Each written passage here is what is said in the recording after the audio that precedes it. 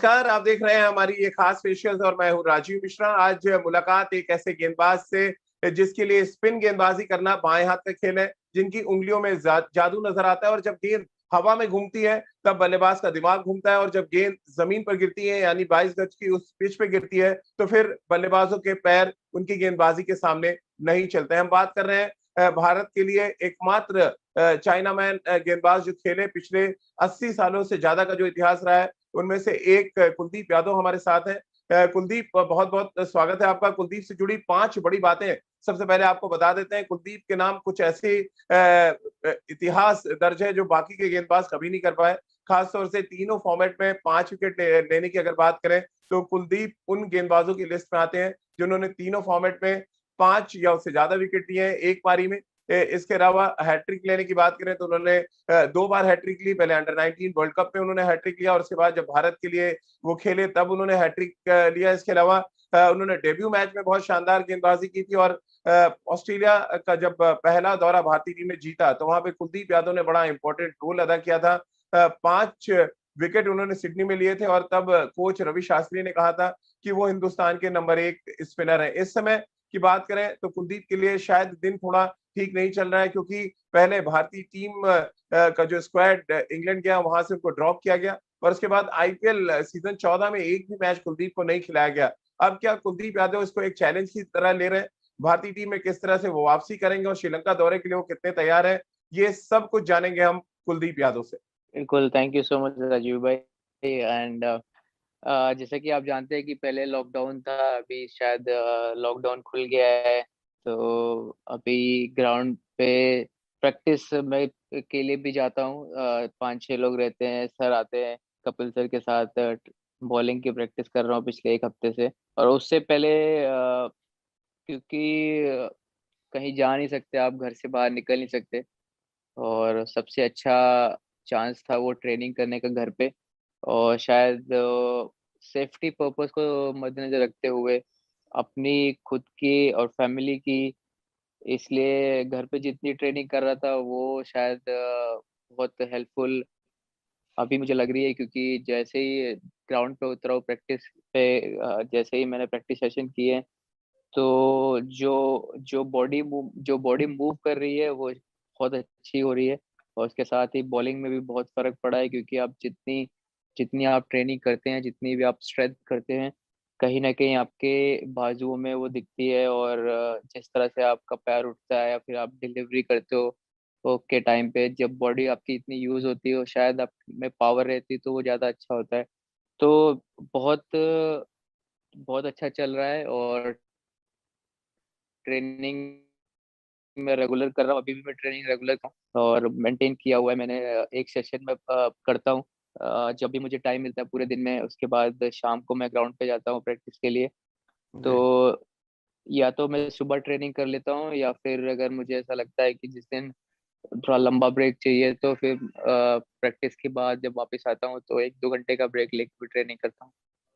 कुलदीप, क्योंकि fast bowlers में हमने देखा है कि वेट ट्रेनिंग का एक ट्रेंड सा आ गया। विराट कोहली एक ट्रेंड लेके आए वेट ट्रेनिंग का, जहाँ पे जॉगिंग, जो हम लोग के टाइम की बात करें तो जॉगिंग सबसे इंपॉर्टेंट थी। 2-2 घंटे स्पोर्ट्स कॉलेज में रनिंग कराते थे सुबह और जबान बाहर आ जाती थी अक्सर। लेकिन अब क्योंकि बढ़ती जो टेक्निक है उसके साथ साथ एक बड़ा बदलाव देखने को मिला कि वेट ट्रेनिंग सेशंस बहुत आ गए। एज अ स्पिनर क्या आपको भी वेट ट्रेनिंग के लिए उतना ही फिटनेस का चार्ट मिलता है या कुछ डिफरेंट होता है? फास्ट बॉलर से अलग है वेट ट्रेनिंग का शेड्यूल? स्पिनर है क्योंकि आप आपके रिस्ट और कंधे दोनों में बहुत जान चाहिए, उसके लिए कुछ अलग तरीके का शेड्यूल होता है? बिल्कुल, बिल्कुल, बहुत अलग है। मेरा मेरा उतना वेट ट्रेनिंग नहीं है जितना फास्ट बॉलर है, या फिर जितना जितना लिफ्टिंग है, जितने बैट्समैनों का है।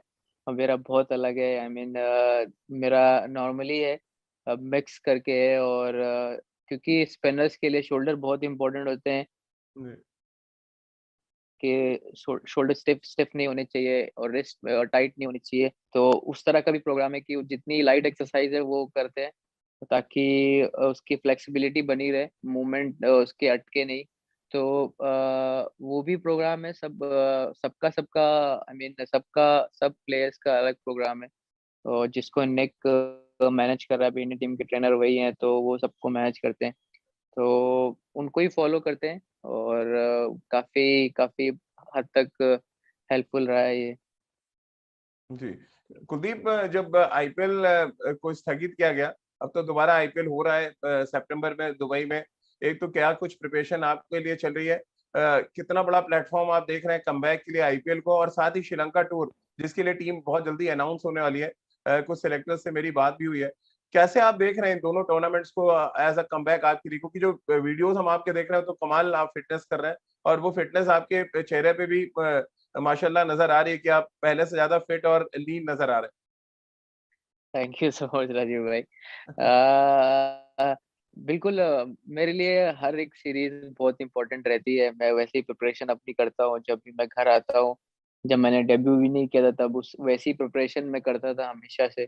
अभी भी मेरे लिए वैसी ही प्रिपरेशन है, और हर सीरीज इंपॉर्टेंट है। जब भी मैं आईपीएल खेलूँ ना खेलूँ या फिर कोई सीरीज है नहीं है, जब भी मैं घर पे आता हूँ तो जब भी मुझे टाइम मिलता है, या फिर अभी कोरोना की वजह से लॉकडाउन था तो प्रैक्टिस नहीं हो पा रही थी। जब नहीं थी तो मैं रेगुलर ग्राउंड पे रहता था, और बॉलिंग जितनी जितनी बॉलिंग कोच मेरे चाहते थे मैं उतनी ही करता था।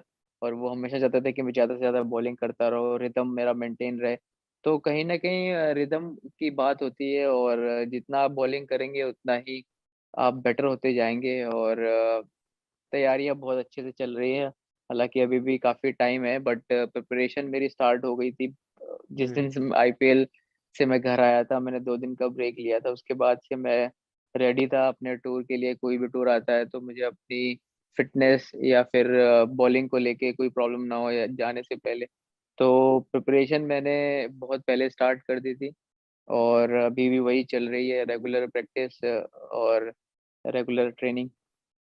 कुलदीप, क्योंकि पूरे साल 2019 में टेस्ट चैंपियनशिप का सफर शुरू हुआ, पूरे 2 साल आप भारतीय टीम के साथ रहे।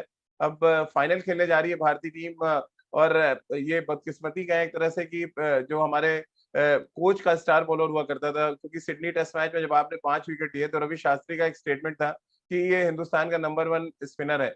अब ये नंबर 1 स्पिनर घर बैठा हुआ है, थोड़ी मायूसी है कुलदीप की स्क्वाड में ना होने की वजह से? बिल्कुल, मायूसी तो हमेशा रहती है किसी भी क्रिकेटर को अगर टीम में नहीं होता है तो वैसे ही है। और मैं चाहता था कि मैं टीम में हूँ और जाऊँ टीम के लिए खेलूँ, परफॉर्म करूँ, टीम टीम की जीत में कंट्रीब्यूशन करूँ। तो ये चीज़ें होती रहती हैं। आई मीन दुःख होता है, but at the same time आप हमेशा तैयार रहते हैं कि आपको कब नेक्स्ट अपॉर्च्युनिटी मिलेगी आप परफॉर्म करने के लिए। तो हम्म। वहाँ नहीं जा रहे तो शायद होपफुली श्रीलंका जाएँगे, वहाँ परफ़ॉर्म करने का मौका मिलेगा। और क्रिकेट हमेशा चलती रहनी चाहिए, और हर प्लेयर को दुःख होता है जब वो टीम में नहीं होता है। आई मीन सभी चाहते हैं कि टीम में बने रहें, परफ़ॉर्म करते रहें, खेलते जाएँ, बट जी। कभी-कभी सिचुएशन ऐसी होती है कि आप नहीं होते। बट इससे इससे मायूसी होती है, but at the same time मैंने कभी उतना दुःख नहीं दिखाया, क्योंकि मैं हमेशा बिलीव करता था कि मेहनत सब कुछ है। और उसी हिसाब से मैं मेहनत करता रहता था। कभी भी अगर मैं नहीं खेल रहा होता था, तब भी मैं वैसे ही मेहनत करता रहता था कि कभी भी आपको मौका मिल सकता है। तो वही मेरा हमेशा से रहा है, और अभी भी वही है कि दुःख हमेशा रहता है, कोई चीज़ आपको नहीं मिलती अगर, बट मेहनत जारी रहनी चाहिए। कुलदीप, कितने चांसेस आप देख रहे हैं, क्योंकि पिछले 2 साल से कंटिन्यू आप भारतीय टीम के साथ थे, कितने चांसेस आप देख रहे हैं इस फाइनल मैच में भारतीय टीम की जीत के? क्योंकि न्यूजीलैंड ऑलरेडी खेल रही है वहां पे, और भारतीय टीम पहुंच गई है। अभी तो क्वारंटीन है, फिर उनका बायो शुरू होगा, फिर 5 दिन का प्रैक्टिस सेशन है। जितना आपने टीम के ड्रेसिंग रूम को महसूस किया है, कितना विनिंग परसेंटेज आप देंगे हिंदुस्तान की टीम को? बिल्कुल, आई मीन जिस तरह क्रिकेट हम लोग खेल रहे हैं पिछले 3-4 साल से, 4 साल हो गए मुझे, और जिस तरह से टीम का माहौल है वो बहुत पॉजिटिव है। आई मीन हम कभी भी खेलते, कहीं बाहर भी खेलते तो ऐसी सोच नहीं होती, हमारी अप्रोच ही ऐसी नहीं होती कि हम अवे खेल रहे हैं। हमेशा ऐसा ऐसे ऐसे ट्रीट करते हैं कि हम होम सीरीज खेल रहे हैं, हमें मैच जीतना है।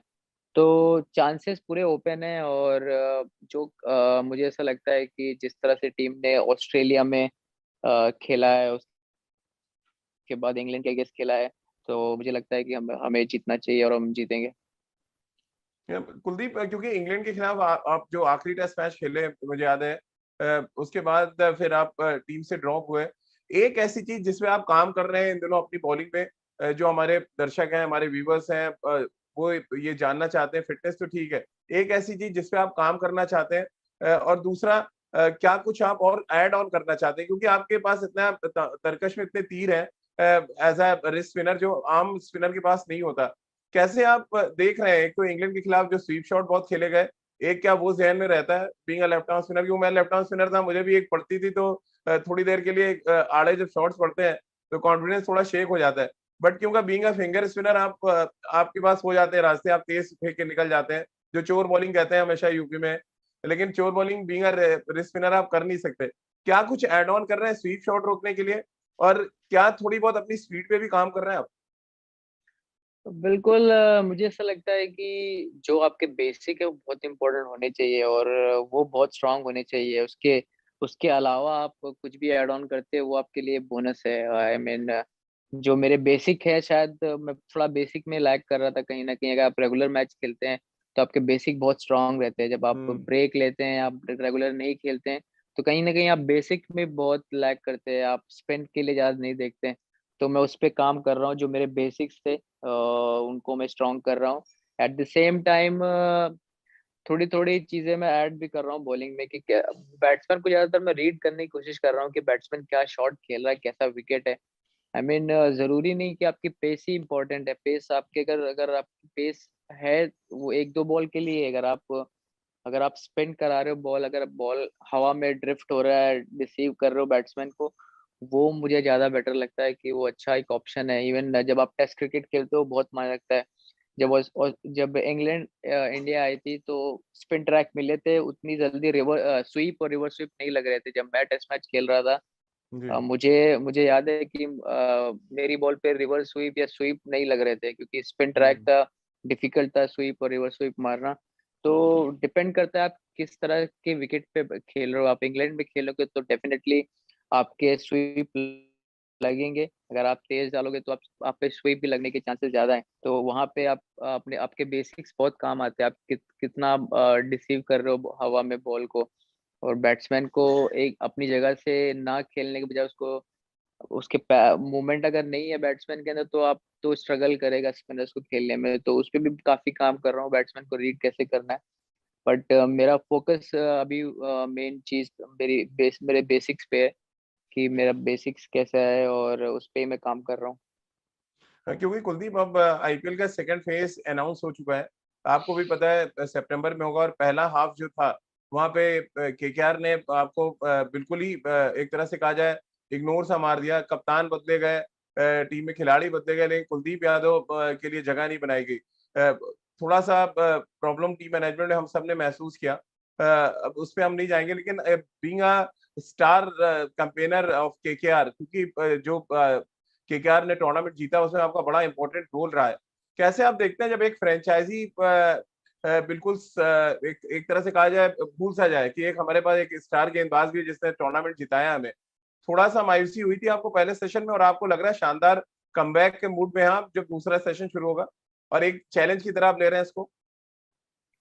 बिल्कुल 100% आप मायूसी फील करते हैं जब आप तो पूरी तरह से तैयार होते हैं।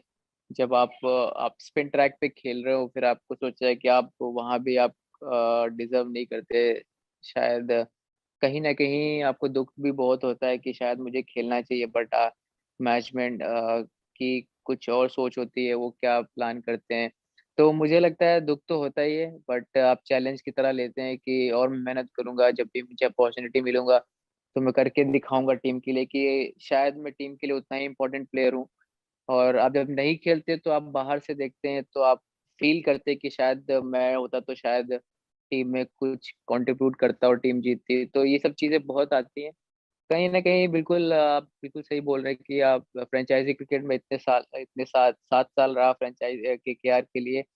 कहीं न कहीं थोड़ा-सा ट्रस्ट उन्हें दिखाना चाहिए और शायद उस पे थोड़ा लैग लैग लैग थे वो लोग, और होपफुली उम्मीद करता हूँ कि और अच्छी मेहनत करके जाऊँगा ताकि जब भी जी। अपॉर्च्युनिटी मिले यूएई में तो परफ़ॉर्म करूँ वहाँ पे। कुलदीप, क्योंकि जब आपने केकेआर के लिए बहुत शानदार प्रदर्शन किया, तब गौतम गंभीर टीम के कैप्टन थे और आपको एज अ ट्रम्प कार्ड को यूज करते थे सुनील नारायण की जगह। हमने कई ऐसे इंपॉर्टेंट मैचेस, मुझे याद है, जब आपने मैच को टर्न कर दिया अपनी गेंदबाजी से। क्या है एक कैप्टन का बिलीव होना, किसी कैप्टन का नाम नहीं ले रहा हूं मैं, कैप्टन का बिलीव होना यहाँ पे बड़ा इंपॉर्टेंट होता है। वो कोई भी एक्सवाइजेड मॉर्गन हो या वॉटेवर जो भी कप्तानी कर रहा है आज की डेट में, कितना आप इम्पोर्टेंट देखते हैं कैप्टन का बिलीव होना है एक ऐसे गेंदबाज में जो अपने दम पे मैच को बदल सकता है?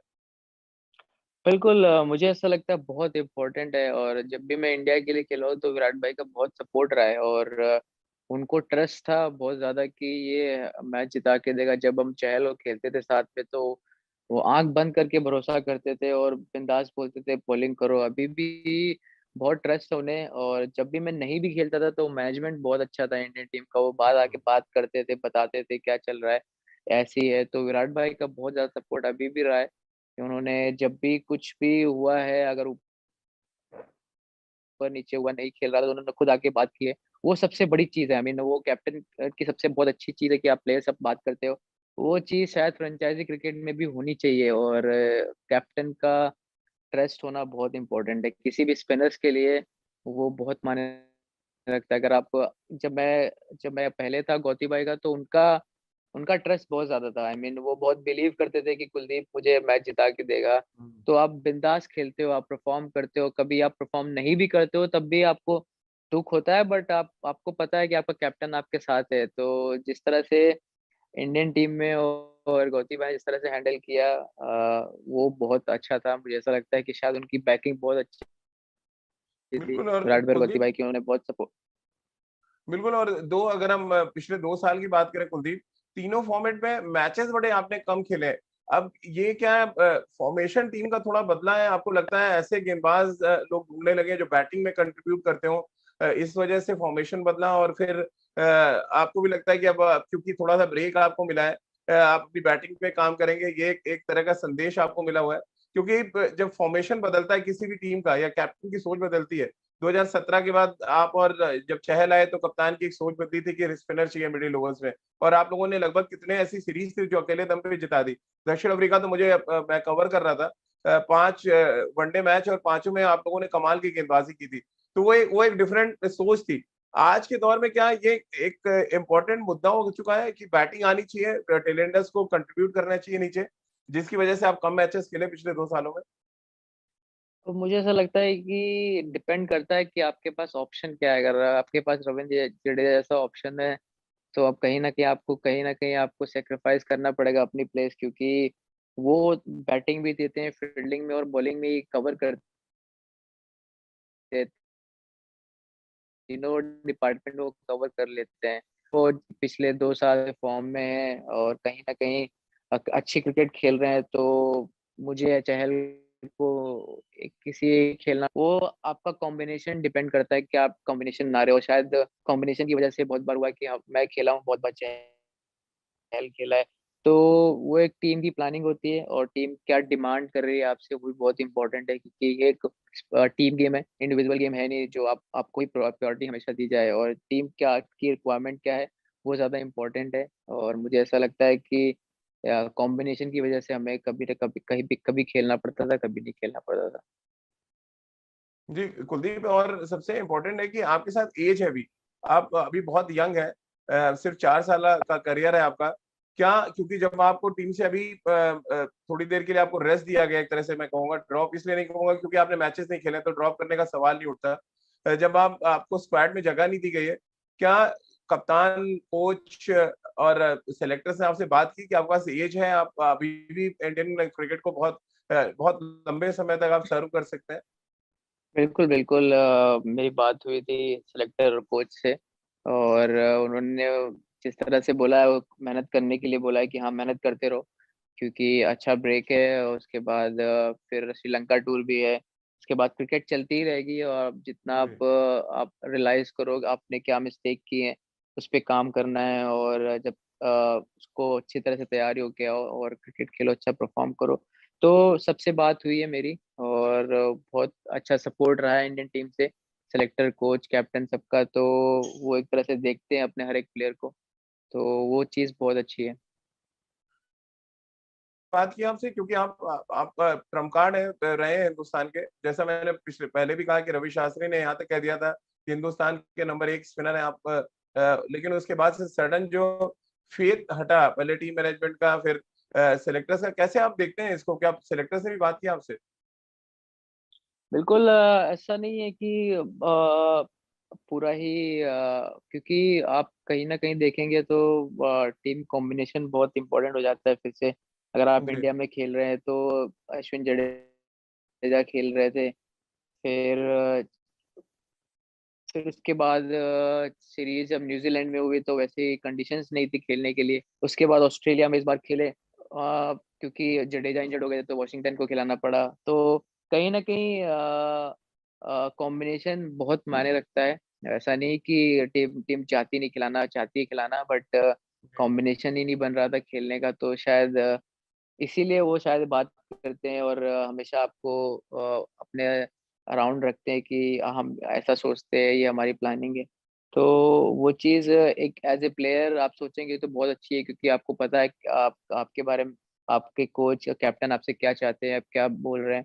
तो वो चीज़ आपको सैटिस्फाई भी करती है, एट द सेम टाइम आपको आपको लगता है बस आपको तैयार रहना है, कभी भी आपको अपॉर्च्युनिटी मिल सकती है। कुलदीप, क्योंकि आप एक उन गेंदबाजों में से एक हैं जिन्होंने तीनों फॉर्मेट में 5 विकेट हॉल लिया है। कुछ बताएं अपनी गेंदबाजी के बारे में, वो जो एक तरह से कहा जाए एक गोल्डन पीरियड था आपके करियर में। तीनों फॉर्मेट में 5 विकेट लेना बहुत बड़ी बात है, खास तौर से टी20 फॉर्मेट जब आपको 4 ओवर गेंदबाजी की मिलती है। वनडे क्रिकेट में आपने 6 विकेट लिया है, इंग्लैंड में, और शाहिद अफरीदी का रिकॉर्ड टूटा था वो।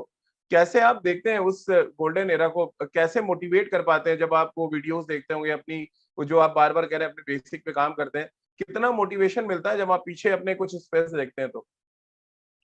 बहुत ज़्यादा क्योंकि आप सोचते हो कि आपने क्या कुछ अचीव किया है और मुझे ऐसा लगता है कि जितने साल मैंने खेला है मैंने एन्जॉय किया अपनी बॉलिंग को। हमेशा मैं टीम के लिए सोचता था कि मैं विकेट निकाल के दूँ टीम को। कभी-कभी आप सक्सेसफुल नहीं होते उस सब चीज़ों में, कभी-कभी आपको रन भी पड़ते हैं और ऐसा हुआ है, आप सीखते हो, एक्सपीरियंस गेन करते हो उस सब चीज़ों से। और मुझे ऐसा लगता है कि मेरी अप्रोच हमेशा वही रही है जब भी मैं खेलता हूँ, जब मैं लास्ट सीरीज़ भी खेल रहा था इंग्लैंड के अगेंस्ट, तो जब विकेट नहीं गिर रहे थे, तो मैं हमेशा सोच रहा था कि मैं विकेट के लिए ट्राई करूँ, मुझे विकेट निकाल के देना है। तो कभी-कभी उसमें मार भी पड़ती है, आपको छक्के भी लगते हैं। तो वो भी एक चीज़ सीखनी है कि आपको कब कब कंटेन करना है रन और कैसे उनको बैट्समैन को रोक के रखना है। तो ये सब चीज़ें एक्सपीरियंस आता है अब जितना आप क्रिकेट खेलते जाते हैं।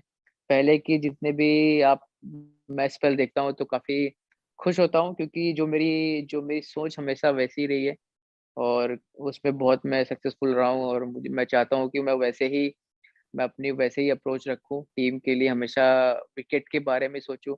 अगर मैं डिफेंसिव हो जाऊँगा तो मुझे ऐसा लगता नहीं कि मैं उतना खतरनाक बॉलर रहूँगा। जिस तरह से मैं अपनी सोच को देखता हूँ कि मुझे हमेशा अटैकिंग बॉलर रहना है, विकेट निकाल के देने टीम के लिए। कभी-कभी आप सक्सेसफुल होते हैं, कभी-कभी आप मार भी खाते हैं तो बट वो आपकी एक अप्रोच है और वो कभी नहीं चेंज करनी चाहिए। कुलदीप, अगर सबसे बेहतरीन लम्हों की बात करें, 4 साल अभी बहुत छोटे हैं आप, और हम सब चाह रहे हैं कि अगले कम से कम 10 साल आप क्रिकेट और खेलें। 2 अगर ऐसे इम्पोर्टेंट लम्हों की बात करें जो आपके ज़हन में हमेशा रहते हैं। एक हैट्रिक होगी, वो हम सबको पता है, क्योंकि बहुत रेयर मोमेंट होता है। कैसे आप सेलेक्ट करेंगे? आपको 2-3 लम्हे अगर सेलेक्ट करने हो, क्योंकि जो हमारे दर्शक हैं, श्रोता हैं, वो बहुत ध्यान से आपको सुनते हैं, देखते हैं। खास तौर से यूपी के लोग बड़े इंस्पायर होते हैं, और मेरा आपसे कनेक्शन भी यूपी वाला ही है। और स्पोर्ट्स हॉस्टल का भी कनेक्शन है थोड़ा, तो मैं चाहता हूँ कि ज़रा बताएँ, जो यंगस्टर्स आ रहे हैं, कि क्या कुछ लम्हे हैं जब आप उनको जीते हैं तो कैसा लगता है?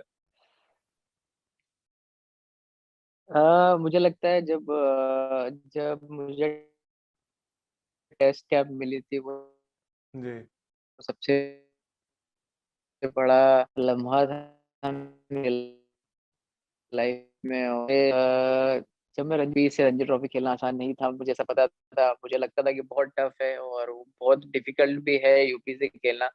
जब मैं जब मैंने डेब्यू किया था इंदौर में वो पल मुझे याद है कि वो भी मेरी लाइफ में बहुत बड़ा था। वो मुझे याद है कि मैं उस टाइम सभी सीनियर प्लेयर्स खेल धर्मशाला रहे थे, डेब्यू था पीके शायद, भाई, जहां तक मुझे याद है आरपी कुलदीप। भाई, कैप भाई। हाँ, मैं टेस्ट डेब्यू धर्मशाला की था बात डेब्यू, कर 4 विकेट आह, डेब्यू में। मैं हाँ, वो मेरे धर्मशाला टेस्ट डेब्यू भी है, बट मैं रणजी ट्रॉफी डेब्यू की बात कर रहा हूँ, जब मैंने अपना रणजी ट्रॉफी डेब्यू इंदौर में किया था। जी जी। अ, तो वो भी बहुत बड़ा पल था मेरी लाइफ में। और टेस्ट डेब्यू और रणजी ट्रॉफी डेब्यू मेरे लिए मेरी लाइफ में सबसे बड़े 2 पल रहे हैं।